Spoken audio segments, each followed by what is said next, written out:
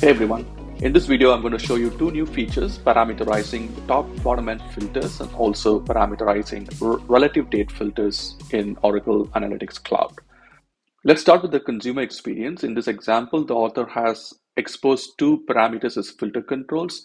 One to change the type or the method, which is top or bottom, and then the value, the top end or the bottom end value for the user to interact at runtime and pass it on to the visualizations. As I change the method from top to bottom, you can see that the visualizations are rendered to show the bottom end by the respective metrics, in this case sales. And as a consumer user interacts and provides a value for the bottom or the top method, the visualizations are rendered dynamically at runtime. And on the right hand side, a similar example, parameterization of relative date filters. The last X period is parameterized and exposes a filter control, and any value that the user provides is updated dynamically at runtime. Now let's go into the authoring mode and look at the experience changes for the author. Let's start with the top bottom end method. In this example on the bar chart, you can see that a sales is added as a filter to the visualization, and the method is set to top bottom end, and the method and the count are now parameterizable.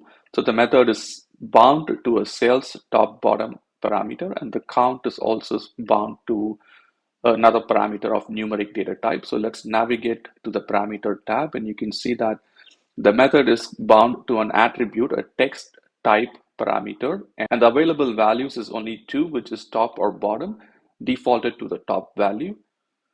And the other parameter is a numeric type. A data type is set to integer.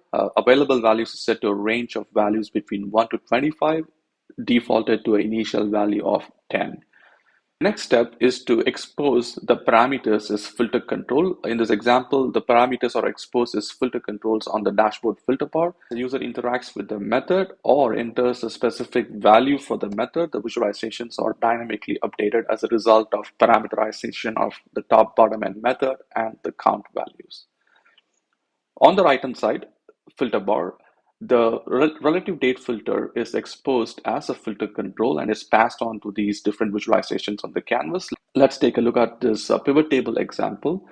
You can see that order date is added to the visualization filter, and it's set a relative time, and the type, which is the last, next, or to date, and the increment, which is a value, and then the time level, which is the time period granularity, can be parameterized.